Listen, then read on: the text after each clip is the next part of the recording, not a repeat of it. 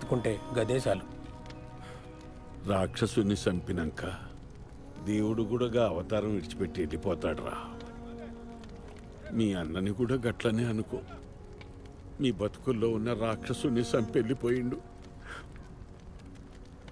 ఇంకా అన్ని మర్చిపోరా. మర్చిపోవడానికి వాడేమైనా గోడ మీద ఉన్న దేవుడా? గుండెల్లో ఉన్న నా అన్నవాడు. వాడెక్కడున్నా వెతుకుతా. ఏం చేసైనా సరే ఇంటికి తీసుకొస్తా.